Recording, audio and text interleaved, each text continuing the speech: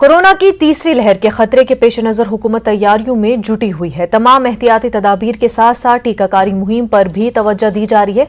इस बीच वज़ीर-ए-आज़म नरेंद्र मोदी ने ऑक्सीजन की सप्लाई की सूरत हाल का जायजा लेने के लिए एक मीटिंग तलब की है। ये मीटिंग 11:30 बजे होगी। इस मीटिंग में ऑक्सीजन की सप्लाई का जायजा लेंगे।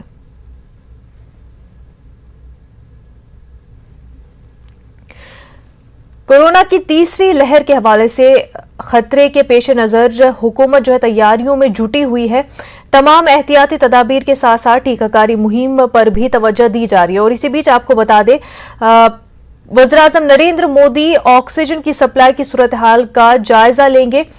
मीटिंग 11:30 बजे होनी है, जिसमें वज़ीर-ए-आज़म ऑक्सीजन की सप्लाई का जायजा लेंगे। इस मीटिंग में आपको बता दें, तमाम तर सूरत हाल का जायजा लिया जाएगा।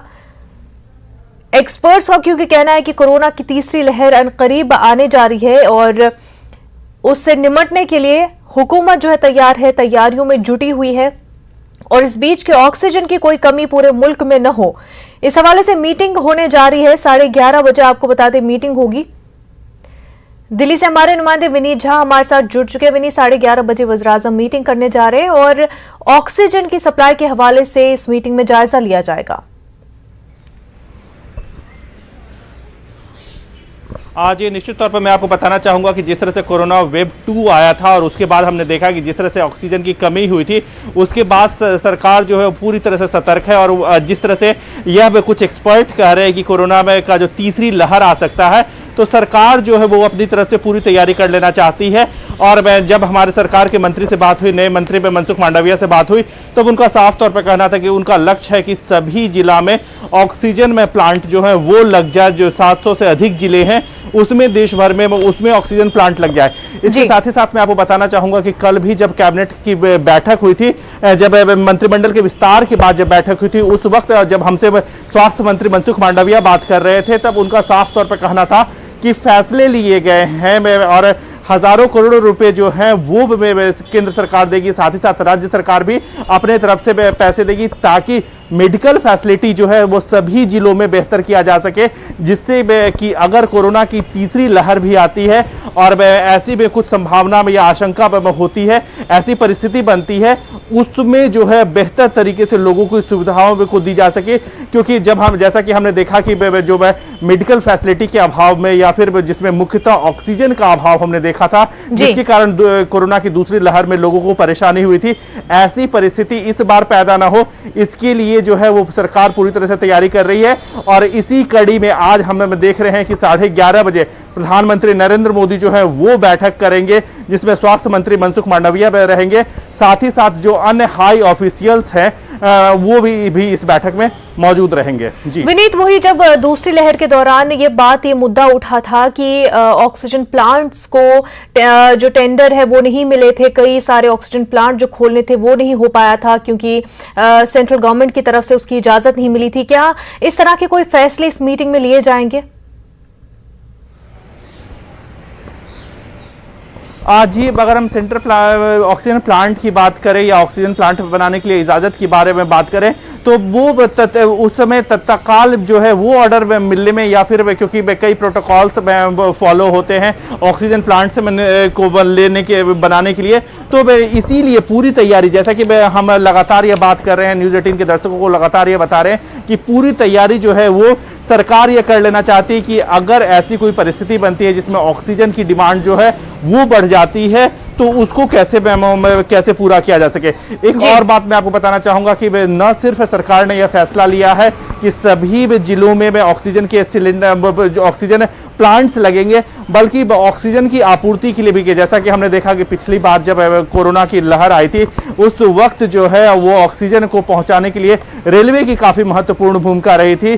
तो इस तरह का एक सप्लाई चेन को भी बनाया जा सके, ताकि अगर ऐसी परिस्थिति में पैदा होती है कि किसी भी जिले में या किसी भी क्षेत्र में ऑक्सीजन की अधिक डिमांड है, तो उस डिमांड को कैसे पूरा किया जा सके, सप्लाई चेन को कैसे बेहतर किया जा सके, इसको लेकर के भी बैठक वो आज होगी। तो साफ तौर पर सरकार का यह फोकस है, मोदी का यह फोकस है कि सप्लाई चेन को दुरुस्त किया जा सके, साथ ही साथ जो प्रोडक्शन है ऑक्सीजन का उस व्यवस्था को भी दुरुस्त किया जा सके। बिल्कुल विनीत, और साथ ही क्योंकि हमने देखा ऑलमोस्ट 58 डेज के बाद जो है अब केसेस में फिर से कुछ हद तक राइज देखा जा रहा है, ऐसे में हॉस्पिटल्स में ऑक्सीजन सप्लाई को लेकर के कोई कमी ना हो, इस पर भी जो है बात होगी और हिदायत दी जाएगी।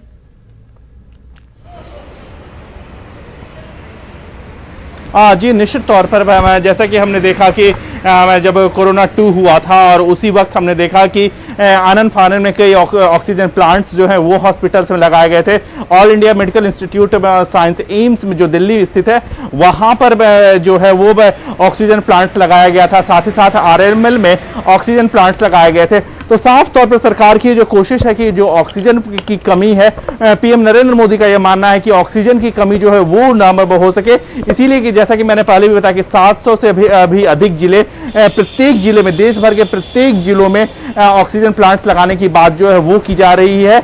इसके साथ ही साथ मैं आपको बताना चाहूंगा क्योंकि जो हेल्थ है वो राज्य का विषय भी है, तो निश्चित तौर पर राज्यों के साथ कॉपरेशन की भी बात हो रही है, राज्यों को भी असिस्ट करने की बात हो रही है। तो निश्चित तौर पर सरकार की जो कोशिश है कि केंद्र सरकार जो है वो पूरी तरह से अपनी सहायता दे और राज्य भी जो है वो भी अपनी ओर से जो प्रक्रिया है उसे पूरा करे। लेकिन जो यहाँ पर सबसे बड़ी बात यहाँ पर यह है कि प्रधानमंत्री नरेंद्र मोदी, जैसा कि हमने देखा कि जब पीएम रिलीफ फंड की बात आई थी, कोरोना का जो पहली लहर आई थी, उस वक्त हमने देखा था कि जो पीएम केयर फंड से जो है वहां से कई कदम उठाए गए थे, कई जो इक्विपमेंट्स है, मेडिकल इक्विपमेंट्स है वो लाए गए थे। और अब हम ये देख रहे हैं कि जब कोरोना की दूसरी लहर आई थी उसके बाद जो है अगर कोरोना की दूसरी लहर में सरकार जो है का मिसमैनेजमेंट काफी देखने को मिला था और शायद यही वजह कि डॉक्टर हर्षवर्धन स्टेप डाउन हुए। अब मनसुख मंडाविया आ चुके हैं, उन्होंने ओहदा संभाल लिया है। तो ऐसे में जो ये मीटिंग हो रही है तो एक तरह से ये मैसेज भी कि अब जो है गवर्नमेंट पूरी तरह से एक्शन में है और तीसरी लहर को सही से निपटा जाएगा।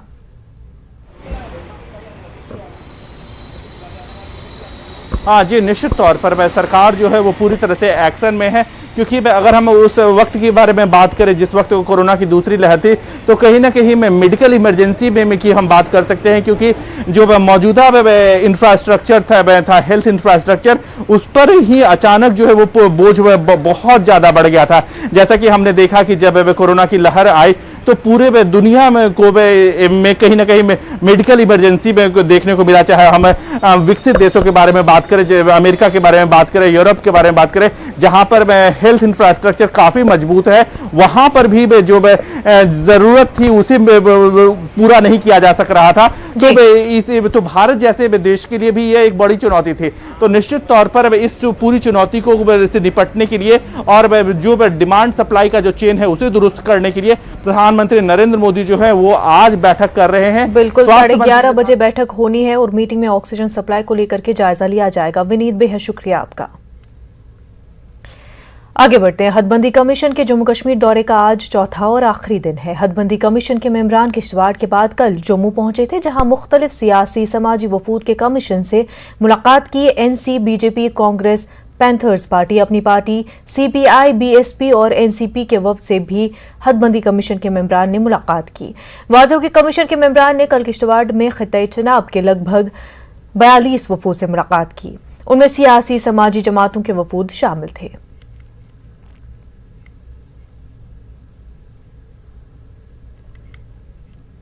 डिलिमिटेशन कमीशन के सामने हमने सारे तथ्य रखे हैं और हमने डिलिमिटेशन कमीशन से निवेदन किया है कि सभी संविधान के मानक पैमानों को अपनाते हुए डिलिमिटेशन जम्मू कश्मीर में की जाए। 1995 में जो डिलिमिटेशन उस वक्त हुई थी वो बहुत बड़ा फ्रॉड किया गया था, बंदरबांट की गई थी। सभी मानक पैमानों को अपनाते हुए जम्मू कश्मीर में डिलिमिटेशन हो और पाकिस्तान के कब्जे वाले जम्मू कश्मीर की 24 सीटें वो खोली जाएं। कश्मीरी पंडितों के लिए 3 सीटें रिजर्व की जाएं और गुज्जर बकरवालों को जो है वो पॉलिटिकल रिजर्वेशन दिया जाए। और वहीं जो दलित समाज के लोग हैं, शेड्यूल कास्ट कम्युनिटी के भाई बंधु, उनको भी उनकी प्रोपोर्शनेट उनके साथ इंसाफ किया जाए, उनको आरक्षण दिया जाए जम्मू कश्मीर की विधानसभा सीटों में। जम्मू कश्मीर की जो बात है पूरी पार्टी ने कश्मीर में भी यही कही थी, वो जम्मू में दोहराई है। तो उसके साथ हमने यह कि जम्मू में ज़्यादा डाइवर्सिटी है, जम्मू में डिफरेंट सेक्शंस हैं, डिफरेंट सेक्शन ऑफ सोसाइटीज़ हैं, रीजन सब रीजन डिस्ट्रिक्ट्स हैं, वास्ट एरिया है, इसका ख्याल रखा जाए। हर सेक्शन, चाहे वो शेड्यूल कास्ट हैं, शेड्यूल ट्राइब्स हैं, ओबीसीज हैं, पहाड़ीज हैं, सिख माइनॉरिटी है, पीओजेके के रिफ्यूजीज हैं, उनकी अर्जीज और एस्पिरेशंस हैं और उनको वादे और एश्योरेंस दिए गए और रूलिंग पार्टी है वो आज, उनके साथ इंसाफ होना चाहिए कानून के तहत। और जो जम्मू का हक बनता है, जो जिस सूबे का हक बनता है, उस सूबे को अपना हक दिया जाए और ट्रांसपेरेंसी से और फेयरनेस से सारी एक्सरसाइज हो जो कि कानून के प्रावधान हैं। उस पर उन्होंने माना कि बिल्कुल जो यहाँ अफवाहें हैं वो गलत हैं और हम बिल्कुल ट्रांसपेरेंसी और कानून के मुताबिक जो है वो सारा करेंगे। तो ये उन्होंने वादा दिया है और हमें उम्मीद है कि वो ठीक करेंगे। पीडीपी का अपना फैसला हो सकता है, उनके अपने मुद्दे हो सकते हैं, लेकिन एक डेमोक्रेटिक प्रोसेस है, उससे हम जो है नेशनल पार्टी हैं और हमारा काम है कि लोगों की बात कमीशन के समक्ष रखना ताकि उस रिपोर्ट में ही बेइंसाफी और ना हो जाए। के बाद आपका खैर मकदम है। मध्य प्रदेश में ओबीसी रिजर्वेशन को लेकर साबिक सीएम कमलनाथ के ट्वीट पर सियासत शुरू हो गई है। साबिक सीएम कमलनाथ ने ट्वीट करके कांग्रेस हुकूमत के जरिए ओबीसी रिजर्वेशन को 14% से बढ़ाकर 27% करने का जहां जिक्र किया है, वहीं उन्होंने रिजर्वेशन को लेकर शिवराज सिंह हुकूमत के जरिए अदालत में मजबूत ढंग से पैरवी नहीं किए जाने पर तनकीद का निशाना बनाया है। वहीं बीजेपी ने साबिक सीएम कमलनाथ के ट्वीट पर जवाबी हमला करते हुए कांग्रेस की पॉलिसी को पसमानदा तबकात को गुमराह करने से ताबीर किया है। बीजेपी ने सवाल किया कि कांग्रेस बताए कि मुल्क की किस रियासत में अब तक ओबीसी को 27% रिजर्वेशन दिया गया है।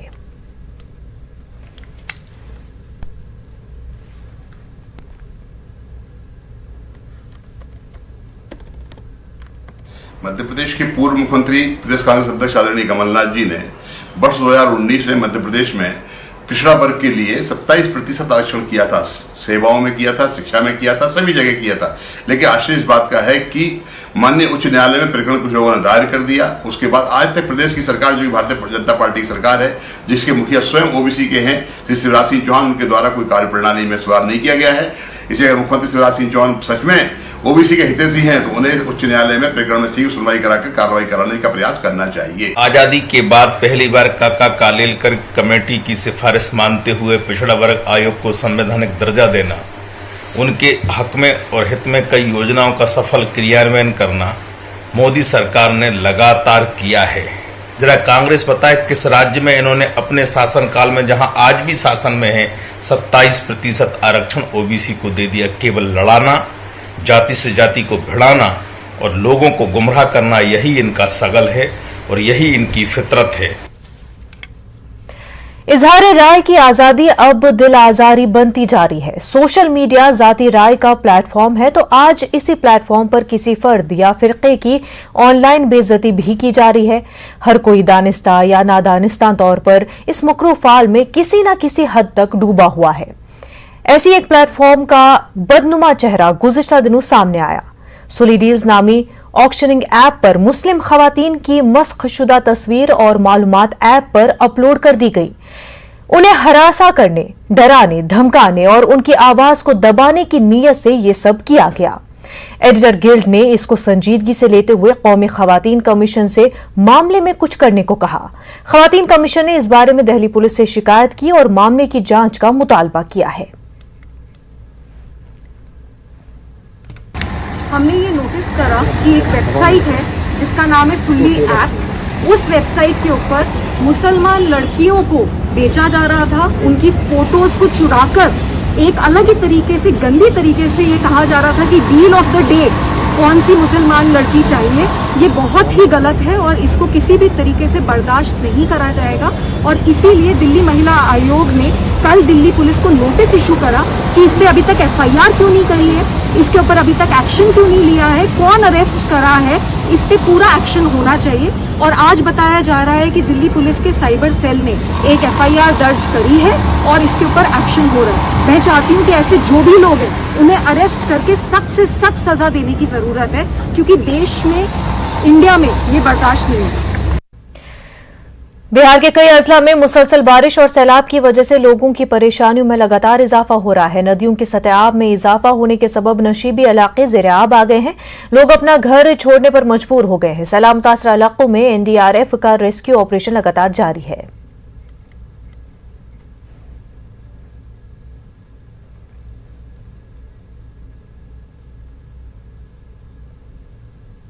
अब हम लोग घर से आ रहे हैं, बहुत परेशानी है। 4 रोज से पानी हेल के नहीं होता है तड़पने के लिए, तो बाल बच्चा टपाता है तब आते हैं बाहर। और कोई रास्ता नहीं है? नहीं, कोई व्यवस्था नहीं है। यहाँ खरग नदी 1 हफ्ते से पानी तबाही मचा रखी है। पुल सड़क जितने भी हैं सब डूब गए हैं। यहाँ आने जाने में बहुत कठिनाई हो रही है। यहाँ का लोग 25 सबको पकड़ पकड़ के इस पार उस पार कर रहे हैं और लगभग 5000 एकड़ जमीन का फसल बर्बाद हो गया है। विधायक अनिरुद्ध बाबू से हम लोग अपील किए थे, जिसमें स्वीकृति कर दी गई है पुल के। मुल्क में कोरोना के 43,393 नए मामलों की तस्दीक हुई है। आदाद-ओ-शुमार के मुताबिक मुल्क में पिछले 24 घंटों में 911 अमवात दर्ज की गई हैं, जबकि इसी अरसे में 44,459 मरीज सेहतयाब भी हुए हैं। मुल्क में कोरोना के 4,58,727 एक्टिव मामले हैं। वहीं मुल्क में कोरोना ने 4 लाख से ज्यादा लोगों की जान ली है। दूसरी तरफ कोरोना के खिलाफ मुल्क में अब तक 36 करोड़ 89 लाख से ज्यादा लोगों को वैक्सीन दी जा चुकी है।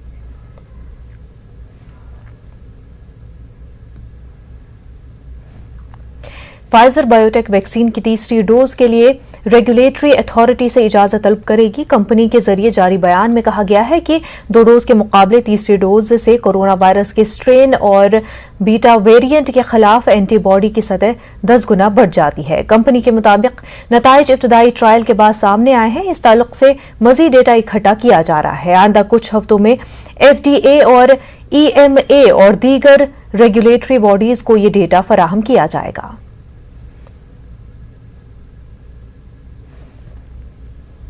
कोरोना वबा भले ही हमारे लिए परेशानी और दुखों का सबब लेकर आई हो, लेकिन इसका मुस्बत पहलू यह है कि इस दौर में भी जब स्कूल कॉलेज बंद हैं और बच्चे अपने घरों में कैद हैं, तो ऐसे में राजस्थान के अजमेर में वाक़े पाल बेजला रोड के चंद तलबा ने अपनी फनकारी का मुजाहरा किया। लोगों को मुस्बत पैगाम देने के लिए अपनी ही अंदाज में तख्लीकी काम को उजागर किया। दीवारों पर पुरकशिश पेंटिंग बनाई गई। तलबा का कहना है कि इस तरह से लोगों को मुस्बत पैगाम देना इसका मकसद है।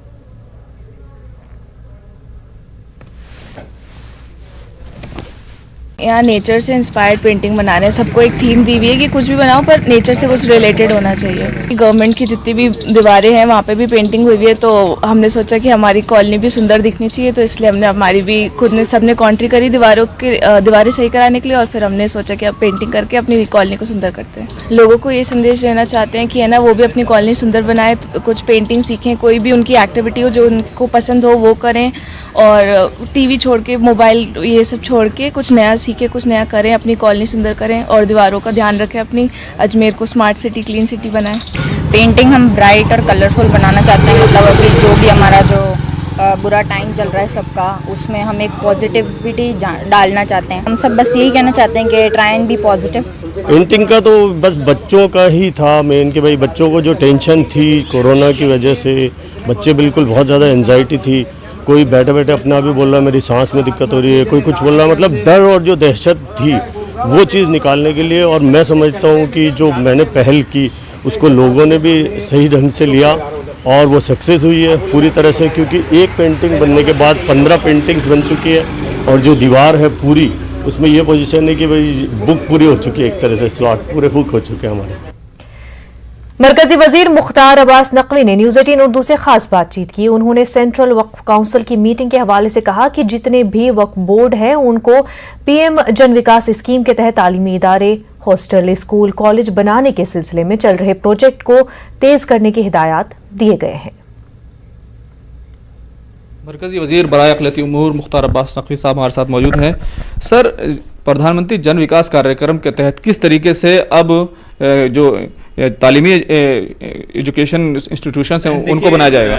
हमारे मुल्क में लाखों वक्फ प्रॉपर्टीज़ हैं जिनका कि प्रॉपर यूटिलाइजेशन एजुकेशन के लिए, skill employment oriented skill development प्रोग्रामों के लिए, हॉस्टल के लिए, हॉस्पिटल के लिए और भी तमाम जो चीज़ें हैं कम्युनिटी सेंटर्स वगैरह के लिए हो सकता है। उसके लिए हमने ये पिछले 2 सालों से एक जो व्यवस्था की है, प्रधानमंत्री जन विकास प्रोग्राम के तहत 100% फंडिंग हम करते हैं, यानी केंद्र सरकार की तरफ से। कुछ राज्यों ने इसमें अच्छा काम किया, कुछ राज्यों ने वहाँ से प्रपोज़ल भेजे हैं जिनको हमने पैसे भी दिए हैं, कुछ राज्यों ने बिल्कुल उस पर अभी काम नहीं किया है। तो कल डायरेक्शन दिया गया है उन राज्यों के वक्फ बोर्डों को, उन राज्यों की जो सरकार से उससे संबंधित सरकार के मंत्रालय हैं उनको, कि वो प्रधानमंत्री जन विकास कार्यक्रम के तहत वक्फ प्रॉपर्टीज़ जो कि बिल्कुल अनयूटिलाइज हैं उन पर जो है वो उनको प्रॉपर यूटिलाइजेशन के लिए प्रपोज़ल भेजें। इस संबंध में कोऑर्डिनेशन और उनसे बात भी हो रही है। दूसरी चीज़ ये कि जो वक्फ प्रॉपर्टीज़ हैं उनकी GIS मैपिंग वो भी बहुत ज़रूरी है और वो 100% करने का लक्ष्य है और 2021 तक हम पूरा करने के लक्ष्य के साथ चल रहे हैं। आपको मालूम है कि डिजिटाइजेशन हमने इन सालों में पूरा कर लिया है। उसमें 1-2 चीज़ें हैं ज़रूर कि कुछ जो संस्थाओं को, कुछ ऑर्गेनाइजेशंस को जो GIS मैपिंग का काम दिया गया था वो उन्होंने थोड़ा कोताही की है।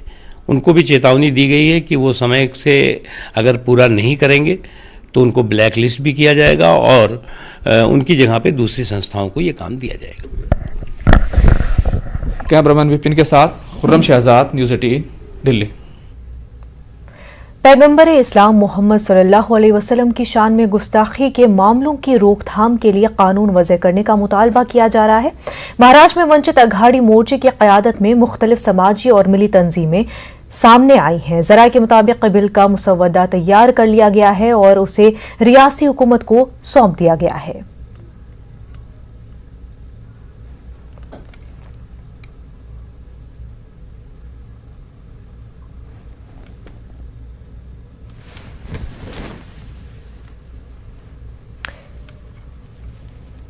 रज़ा एकेडमी और वंचित बहुजन अघाड़ी ने मुश्तरका तौर पर हुकूमत महाराष्ट्र से ये मुतालबा किया है कि हुजूर अकरम हज़रत मोहम्मद सल्लल्लाहु ताला अलैहि वसल्लम और साहबा कराम, अहले बैत अतहार, उम्महातुल मोमिनीन, कुरान पाक की आए दिन तौहीन होती है।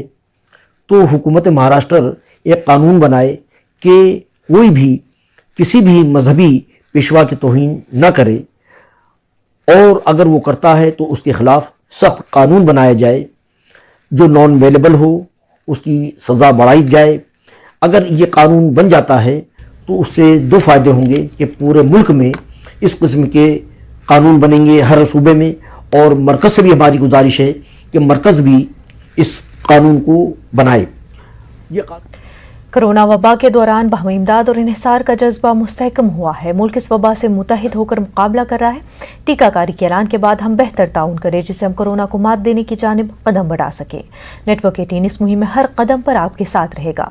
जब तक सभी महफूज नहीं होते तब तक कोई भी महफूज नहीं होगा, और इसी सोच की बुनियाद पर हमारी मुहिम संजीवनी का मकसद ये यकीनी बनाना है कि वैक्सीन पाना सभी हिंदुस्तानियों का हक है।